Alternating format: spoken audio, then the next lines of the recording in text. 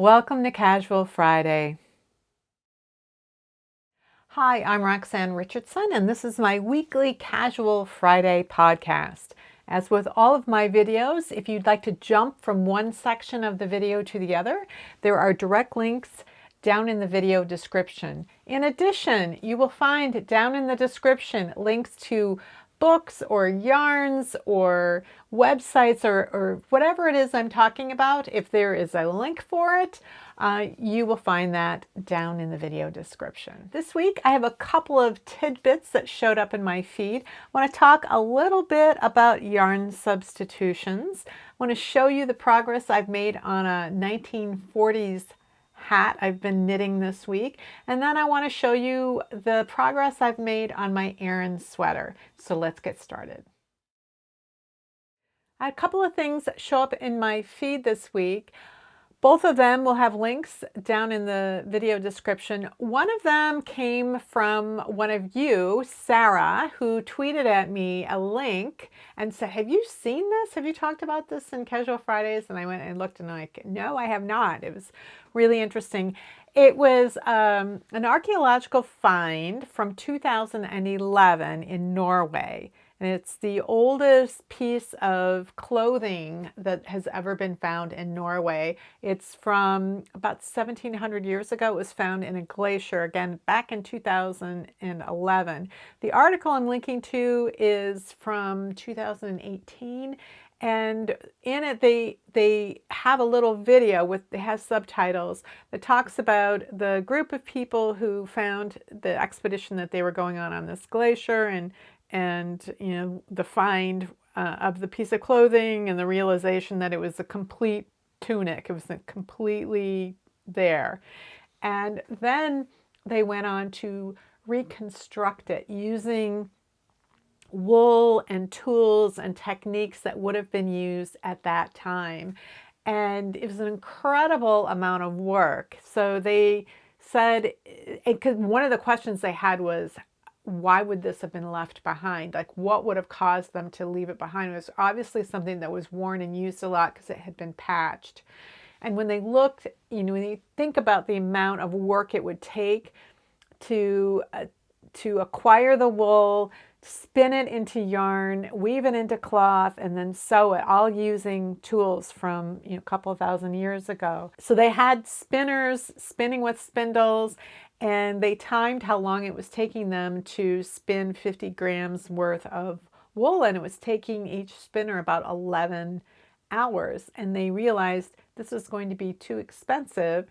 They calculated how long it was going to take to do all of it, but then they got a commercial spinning company to create the rest of the yarn. And then they had a weaver who was using this traditional method of weaving to create this cloth. And it was cloth that actually had a design, a pattern in it, a diamond pattern.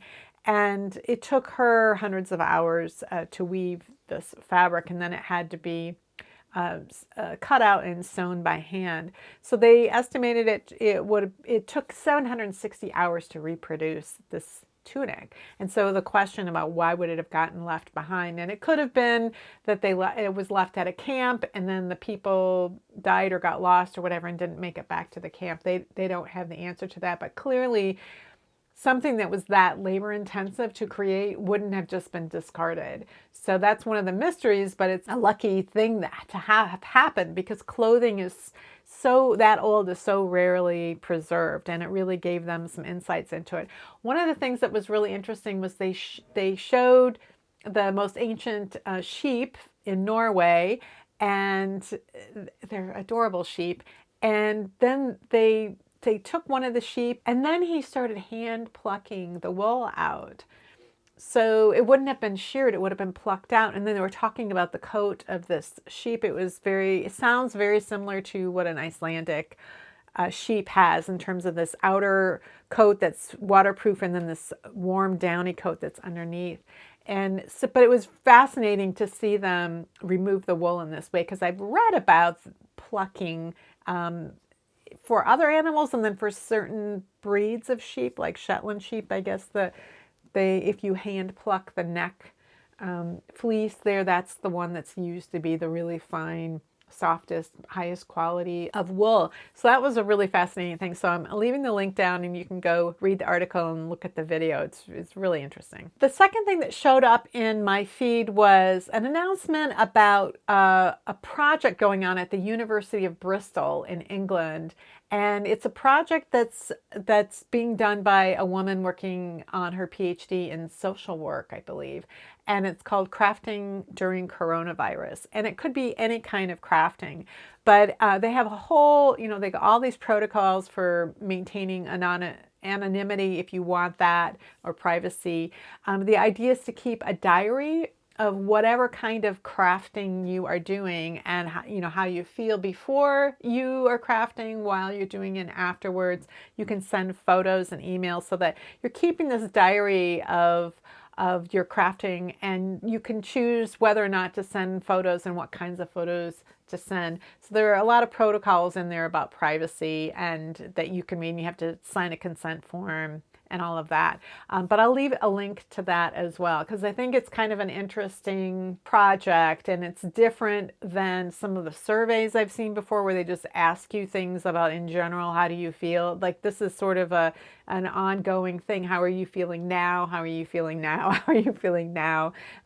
Before, during, and after you're crafting on this particular day. So that seems really interesting. I've signed up for it, and we'll see how it goes from here on. So I did a video on Tuesday on how you can combine multiple strands of yarn together and then figure out what yarn weight that result is going to be, so that you can figure out what size needle you need. And so really it's an exercise in knowing what the gauge of the original yarn or yarns is. How do you figure out what the gauge of the thicker yarn is going to be, and then then from there, knowing that gauge, what needle would you need to use to get that gauge? And so some of that requires you understanding your own knitting and having recognized, well, I usually use a US 10.5 to get 3.5 stitches per inch, for example. You need to know that to some extent. And so the approach that I took was, if you're using 2 strands, you multiply the average gauge of those 2 strands by 0.7. If you're using 3 strands, you take the average gauge of those 3 yarns and multiply by 0.6. And if you're using 4 strands, you take the average of those 4 strands and multiply by 0.5. And a couple of people were wondering, are these standard formulas, or is where do you get this information from? So when I get interested in something and I really want to understand it enough to explain it to other people, I do things often that I wouldn't normally do in my own knitting. And I just think about, well, what would somebody want to do, or what have I heard other knitters wanting to do? And so there are a couple of known formulas that I started with. And those formulas, the one that I learned first about combining yarns was if you have 2 strands of yarn, you just add the 2 gauges together and then you divide by 3. So that would work whether you were using 2 strands of the same yarn, or if you were using 2 yarns that had different yarn weights. So you add them together and then you divide by 3. And then somebody said, oh, if you're using 2 strands of the same yarn, you can just multiply the gauge of, one of the strands by 0.7. So if you have a yarn that is 7 stitches per inch, you just multiply it by 0.7. Well, that's a very similar result as adding the 2 gauges and dividing by 3, because you're essentially, when you add the 2 gauges and divide by 3, that's like multiplying by 0.67. So, which is very close to 0.7. So those 2 formulas are very similar to each other. So those are 2 that I have known about and have used myself. There's also a formula that's very commonly used, and I see it used a lot in my vintage books from the 1940s, where they're not recommending a specific yarn from a specific yarn company. because these are not written by yarn companies, these are written by two knitters. And so they will call for sort of standard yarn weights. They'll call for a 2-ply yarn or a 3-ply yarn or a 4-ply yarn, something like that. And then if they call for 4-ply yarn, they might tell you to use 2 strands of it, because what they want you to create is what was called an 8-ply yarn. So they were using a very standard yarn weight that was called 4-ply, and which is fingering weight yarn, but it was a very specific yarn weight, and it was also known as single knitting yarn. And if you used 2 strands of 8-ply yarn, you got two strands of 4-ply yarn, you got an 8-ply yarn, which we also know as DK or double knitting yarn. So that was a very common practice, was to just double the 4-ply yarn in order to get something that was an 8-ply yarn. So that was very common, but that was also in a system where yarns were very consistent. We didn't have this kind of spectrum of fingering weight yarns. They were all the same because a ply was exactly the same, and you just combined plies together to create these different yarn weights. And we don't have that now. We have very different yarns with a lot of different construction methods, and a ply could be, you know, a single super bulky weight single, or you could have a thin yarn that had 8 plies in it. So it's just not the same as it used to be. But knowing that formula, like that was something that you could do, you could double a 4-ply to get an 8-ply, then you can look at, well, what is the gauge? What was the standard gauge for recommended gauge for that 4-ply yarn, and what is the recommended gauge for this 8-ply yarn? And you can kind of look and see where those formulas come from. And then you can look to see, well, does it work with other yarn weights? If I doubled worsted weight, then what would I end up with? What would the gauge be? And what is that fabric like? And you can compare it to yarns that are actually the true yarn weight. You can compare 2 strands of worsted weight or 2 strands of DK weight and compare that to a single strand of bulky weight. So it's that combination of, there's some known formulas, and then there's some observation about that yarns are in a spectrum now, not in these specific discrete categories. And then there's just like, okay, well, if you are combining these yarns and these yarns together, what do you end up with, and does the math work? And so I created the formulas for the 0.6 when you're using 3 strands, and multiplying by 0.5 if you're using 4 strands. But the basis of when you're combining 2 strands together and you multiply by 0.7, that is a known formula, or is commonly used formula. And you can check it by looking at these old systems of 1 strand of 4-ply or 2 strands of 4-ply can create an 8-ply. So that's how that process worked. I bought this book a couple of months ago because I wanted to it's called Yarn Substitution Made Easy by Carol Sulkowski. So it's been here, it's sitting in my office for a couple of months, and I just forgot to tell you guys about it. But I did look up in here about what she has to say about 2 strands of yarn. She says 2 is not always greater than 1. And she talks about kind of some of the issues that you might run into when using 2 strands instead of 1. Part of it is how the 2 strands are wrapping around each other versus if you had, say, 8 strands of yarn that were all applied together. It just behaves a little differently, and it can seem stiffer. My feeling is that once it's washed, that stiffness that you may notice in the fabric initially kind of goes away. And you can see that the fabric really is pretty much what it would have been if you had the correct larger yarn weight. But this book is really interesting because she talks about a lot of different yarns that I don't typically knit with and wouldn't necessarily think about how to approach. This book is a nice book to have as a reference. And then another thing that you can do is if you're talking about a contemporary pattern, not something that's vintage, which introduces a lot of other issues, But if you're working from a contemporary pattern, they might be calling for some kind of yarn that you can't get, or it's too expensive, or maybe the fiber's not correct for you, or something like that. Or you just don't know, well, what is that yarn? So the first step you need to make in order to make a substitution is figuring out what are the qualities of the yarn that's being called for, so that you know whether your substitution may work or might not work. There's a website called yarnsubs.com. Yarnsubs.com. I'll put it on the screen because I'm always messing up. I can never remember if it's yarnsub or yarnsubs.com. But that's a really good website because you put in the yarn that you want to make substitute, and it tells you all of the qualities of that yarn. So it'll tell you if it's plied or not plied. If it's woolen spun, usually it will tell you that. It tells you how many yards there are in 100 grams or in 50 grams, and then it shows you all of the comparisons and whether something is like a perfect match or just super, super close, like 98% match. Maybe there's a slightly different amount of number of yards per 100 grams. Maybe it's 219 instead of 220 or something like that. And it will show you all of the things that are different about it and what you might need to take into consideration. So those are things to think about if you're trying to think about substituting yarns. These are some good resources to start with.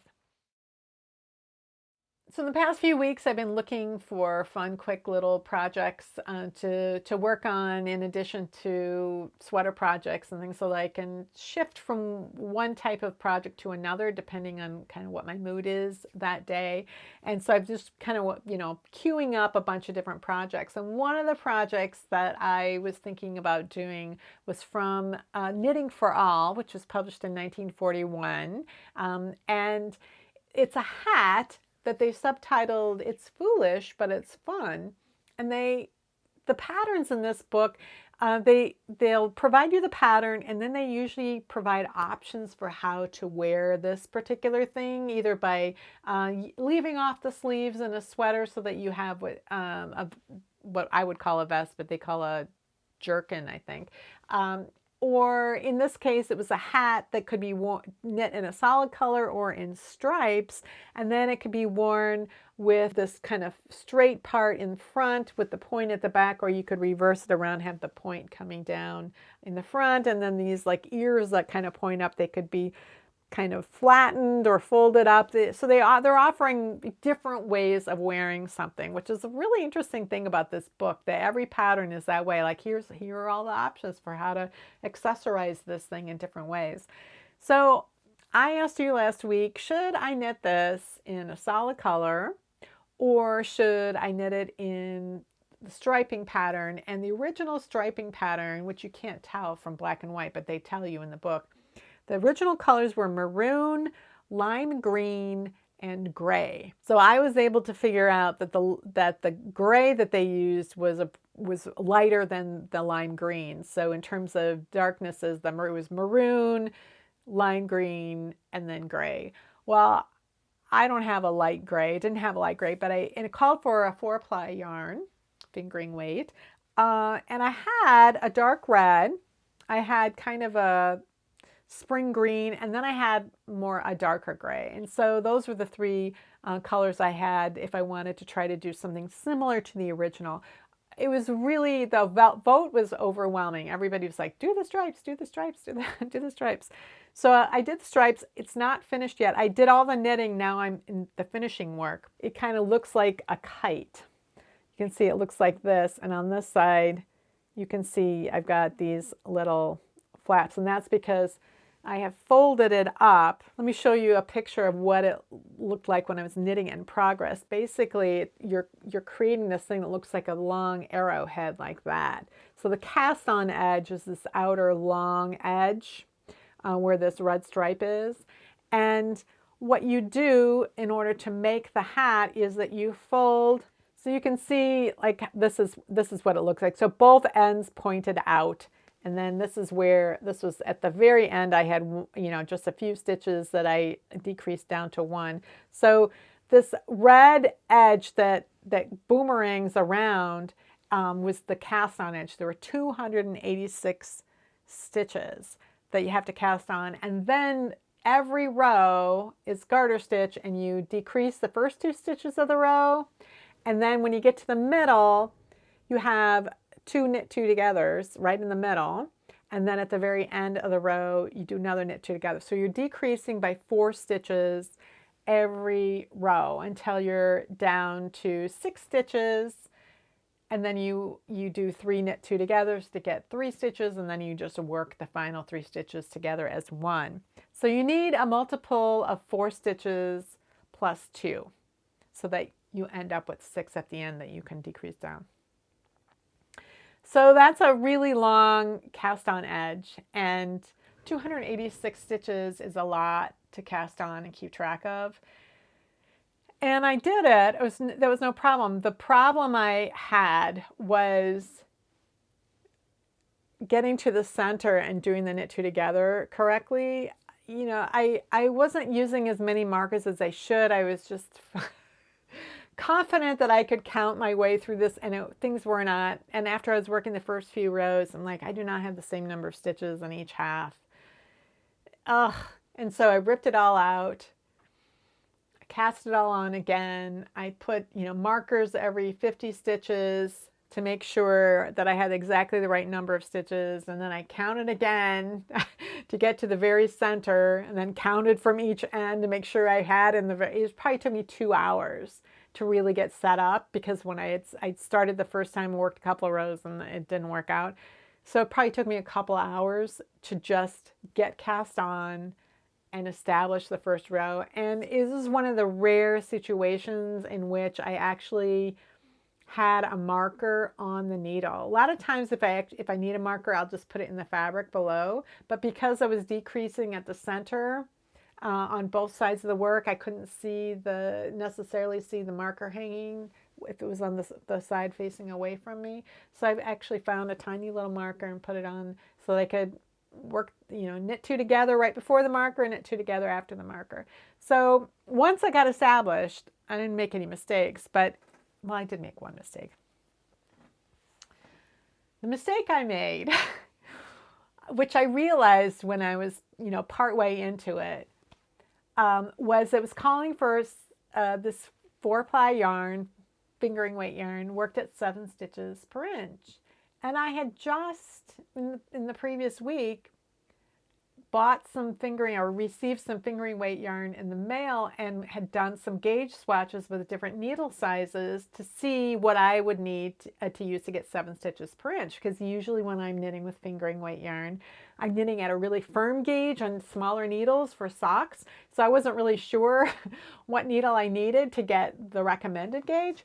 And so I did a swatch and I discovered, okay, size 3 needle, a 3.25 millimeter needle gives me 7 stitches per inch. And so when I sat down to do this and it said 7 stitches per inch, I went, oh yeah, size 3 needle.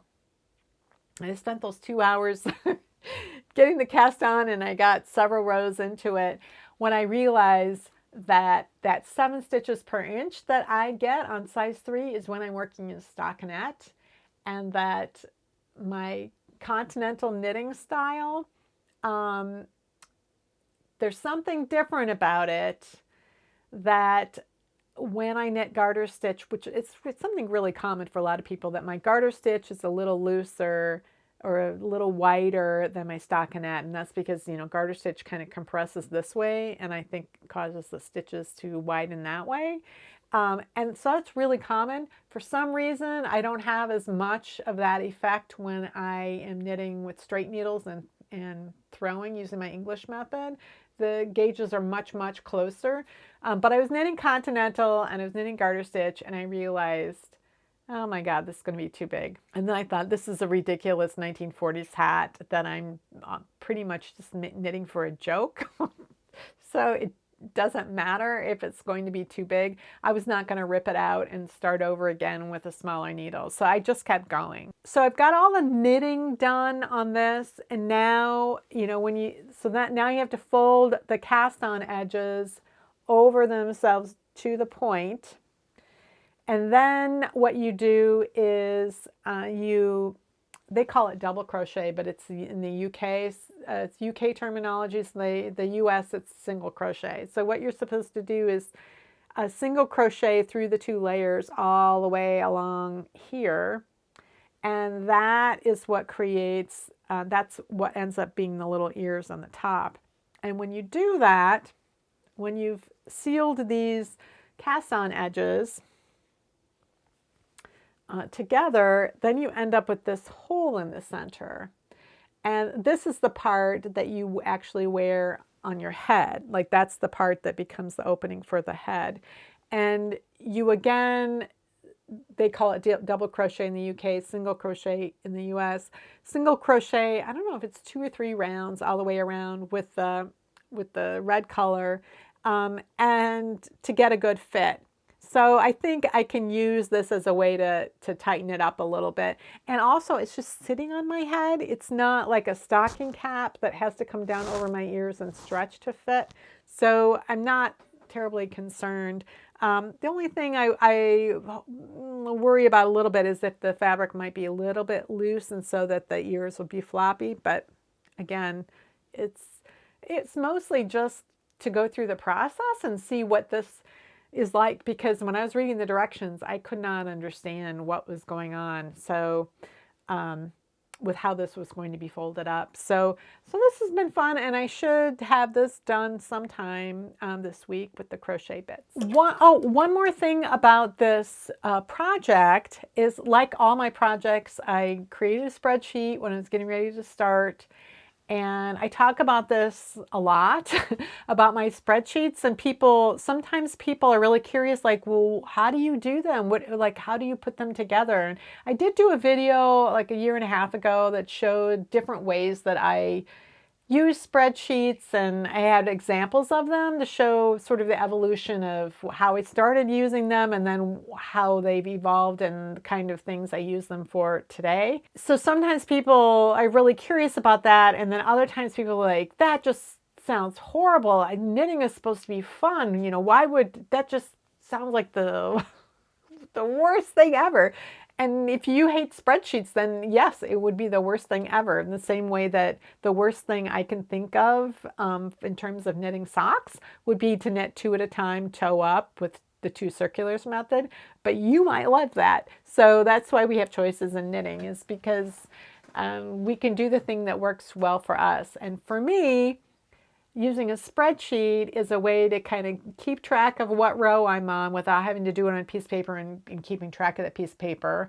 I can, if I have some information that I want to know at some point, I can use the data that I have in my spreadsheet to kind of figure that out. One of the things that I like to do when I make a project is to create a project page in my Ravelry notebook. And I like to update it as I'm knitting it. I'll keep notes in there, but I also like to put in what percentage of the way I am complete with it. Again, not something that everybody wants to do. Some people don't ever create any project page in the Ravelry notebook. Some people only do it when they're completed. Like, here's a record of when I did it, and maybe they'll put what yarn they use, and they might not indicate what needle they use. They might not put any notes. You know, people use these tools in the ways that suit them. And for me, spreadsheets can give me a lot of information, and I just love making them. That's like fun for me to make a spreadsheet. So somebody had asked me a few weeks ago, could you know, I've seen the video where you showed your different kinds of spreadsheets. Can you show like how you create one? So I did that for this hat because it's a pretty simple hat. It's still like a 10-minute segment. So if you have no interest in spreadsheets, I'd recommend that you jump to the next segment. Again, there's a link down in the video description that can take you to the next segment. But if you are interested in the spreadsheet, this is again a very simple spreadsheet, but it gives you an indication of how I put these things together.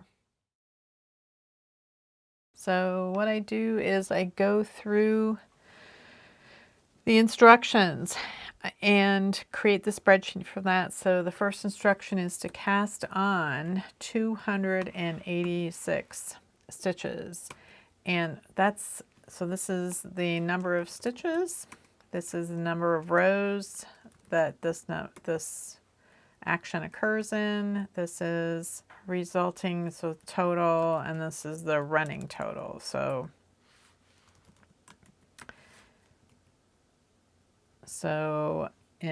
for a number of rows, I'm going to be casting on one row, and the total, I'm going to put in a formula here. So I do equals, and then I'm going to multiply the number of rows times the number of stitches.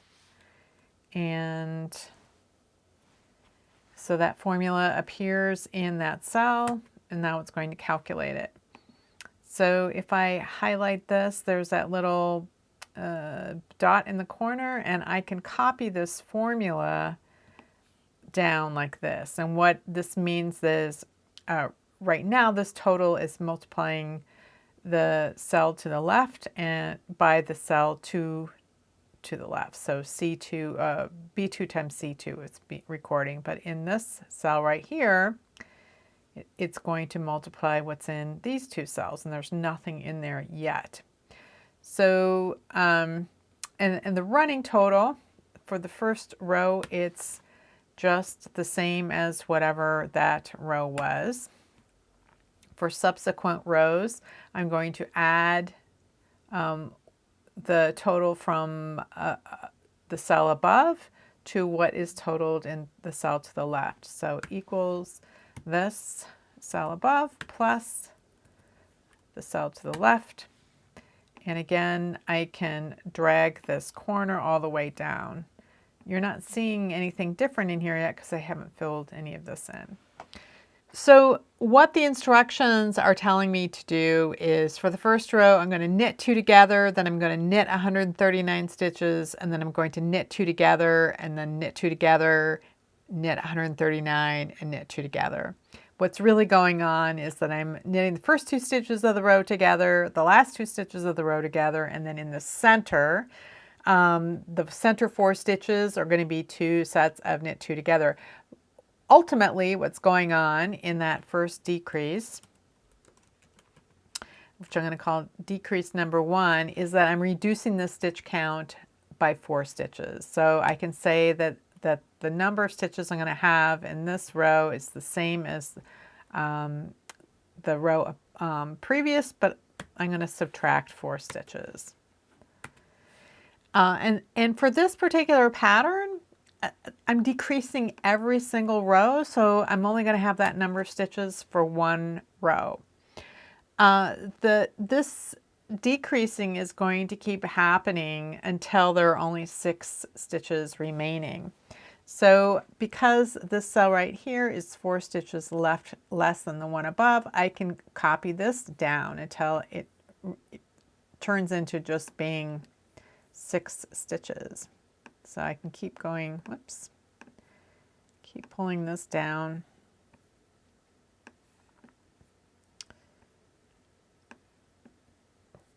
And come back up here. This says decrease number 1. If I drag this down, it's going to incrementally increase that number.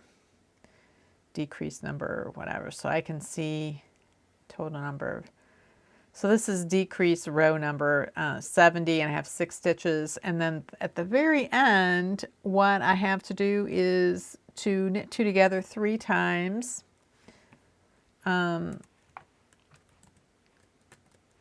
So that's going to equal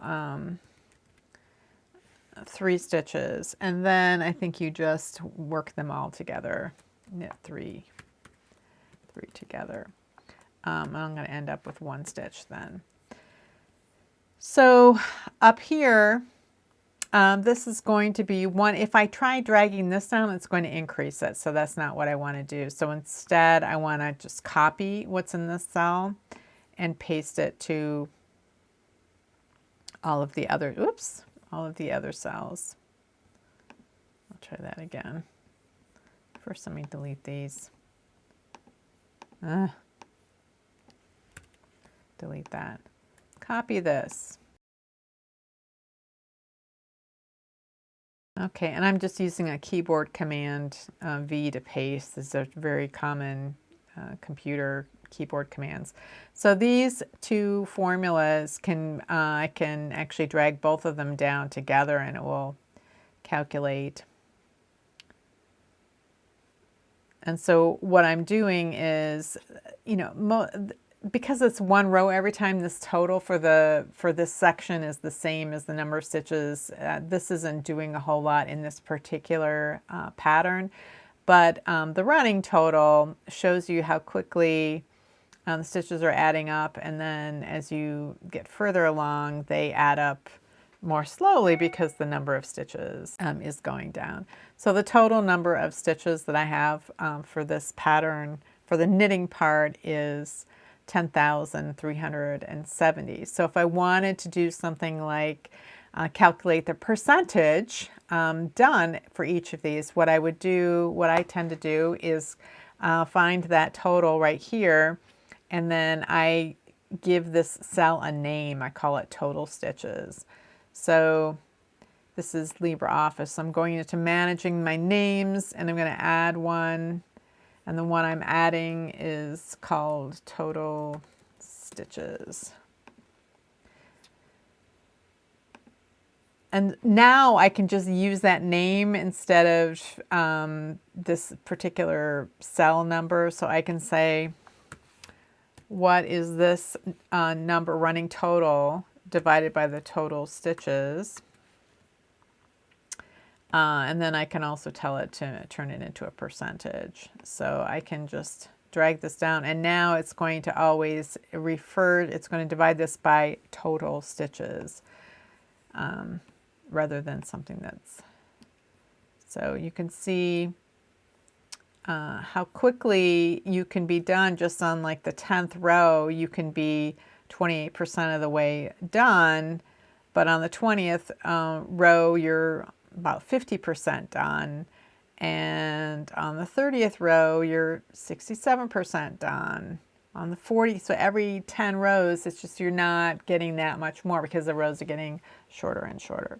So this is this is a pretty simple one, but I would use this in order to keep track of how far along I am because of how quickly the stitch count is decreasing constantly, and it's hard to get a sense of how far along you actually are. So a few weeks ago, I was at the point in my Roaring 20s vintage sweater where I really needed a break from it. I had been working on it exclusively for most of the previous couple of months, and I was a little sick of it. And I was at the point where there was no knitting left. It was crocheting and sewing and things like that, and I need to have something to actually knit. So I've been starting a number of different projects. Some of them are small and some of them are big. And I had wanted to start another sweater project, and I had 4 ideas, and that was something I had you guys vote on as well. And you wanted me to do the Danish traditional sweater, which I really wanted to do, but it turned out I didn't have the yarn for it, but I do have some yarn that I'm swatching for. So I'll be designing that and swatching, and I'll be showing you more of that in the future. So in the meantime, the one thing that I could just start working on was an Aran sweater that I had designed at the end of 2018, like in November, December. I designed that, and I did some videos on that too, like what that design process is like.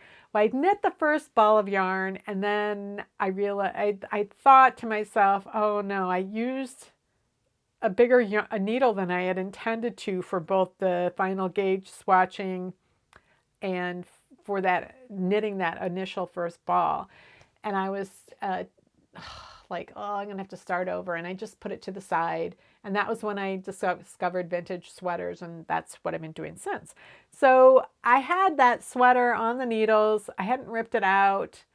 Wasn't sure I wanted to rip it out. I did some thinking, and I decided to continue on. That actually was going to work out just fine with the needle that I had designed it using and that I was knitting it with. So it was designed already in that I had done all the swatching for the cables, and I charted them out, and I was knitting them. So I'm knitting the back of a sweater, which is just basically a big rectangle. And I was plugging along, starting it up again. And I was thinking, okay, at some point I'm going to need to bind off for the underarms. I wonder how much I'm going to do that. You know, where are my notes, or where's my, my information on that? And pretty much I had very little, I had one little clue in my chart about where I thought I was going to start the armhole. I ended up starting it sooner than that because after I'd been knitting longer and longer, I could see what my row gauge actually was, and I knew where I wanted to start the underarms. But I hadn't done anything about shoulder shaping, neck shaping, or anything. The neck shaping for the back is really, it's just the neck will be straight across, but I did want some shoulder shaping to slope at the shoulders. So I needed to figure that out. And I also needed to figure out what I was going to do for the front neck, because the next thing I'll be knitting is the front, and of course it'll be probably a couple of weeks before I'm up at the front neck, but I still needed to kind of think it through. So I have finished the back. It looks, I don't know if you can tell how it almost looks like there's waist shaping there, like this is narrower than it is down here. And that's because this is where I stopped with the first ball of yarn, and then I washed it. So I don't know if you can tell. This yarn is so dark, it's really hard to tell. This is true for pretty much any time I knit a cabled sweater, is that when you knit the cables, they really show up in sharp relief, and the fabric is pretty narrow. But then when you wash the fabric, like all knitted fabric, the fabric achieves more drape, it relaxes a little bit. And particularly for something like cables, the purl columns aren't going to be pulling in as much, and they'll kind of relax. So the reason for that difference in width right there is because this part, none of this has been washed yet. So this is going to relax a bit. One of the challenges with cables is that you need a lot more stitches for the cabled part of the fabric than you would need if you were knitting in stockinette. But when you are working the seams, you need to have the number of stitches, like for the shoulders, you need the number of stitches that you would have had if you had been working in stockinette, because otherwise you end up with what's called cable flare, and you end up with the edges of the fabric spreading a lot. So I started with 100 stitches in my ribbing, which is what I would normally need if I was just knitting a stockinette sweater.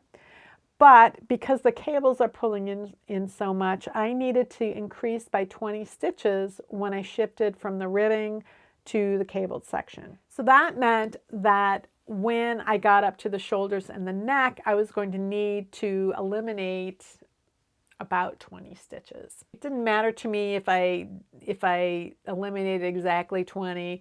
And the way I like to eliminate them is I like to plan a cable crossing very close to the end of the fabric. And so that when I'm crossing, let's say I have 4 stitches and I'm crossing them, that I actually, the stitches that are in back end up getting worked together with the stitches that are in front. So it still looks like a cable crossing, but I can eliminate stitches that way. So I wanted to work with the cabled fabric and get it to a point where everything was going to end at a certain point, so that I could undo those reductions in these cable crossings. And at the same time, I also wanted to do some shoulder shaping. So when you're dealing with worsted weight yarn and you have kind of a standard shape of a sweater, you know, you're not doing something that has a super wide neck, or, you know, has some kind of different type of shaping, but just a standard sweater where the shoulders end about here and the neck is normal.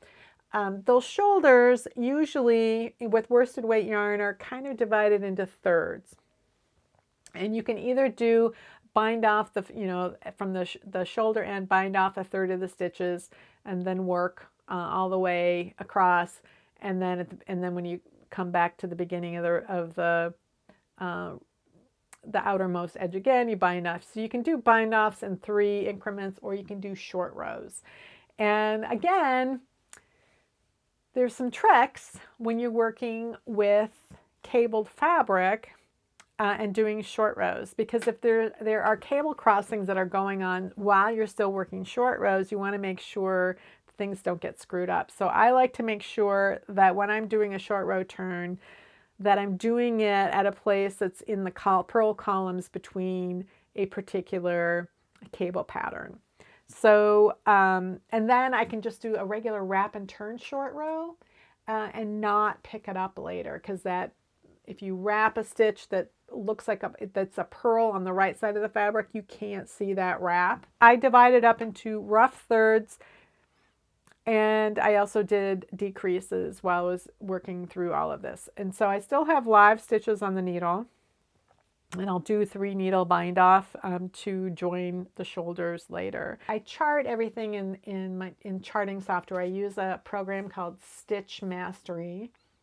And so I had my cable pattern charted out, and I looked at where I wanted things to end and what would be a good crossing row. So I could kind of fudge, a row or two in one direction or the other in order to get everything the way I wanted. So I figured out where I wanted the shoulders to end, and then I kept working a few more rows to get the shoulder shaping up to the neck.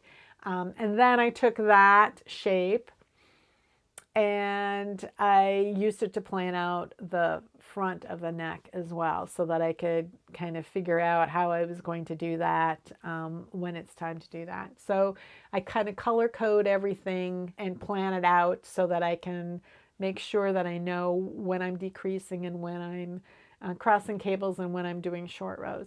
And I like to do this on my computer so that I can save it and keep it there, because when I'm actually knitting, I'm using a paper chart and I'm looking at things and keeping track of what row I'm on.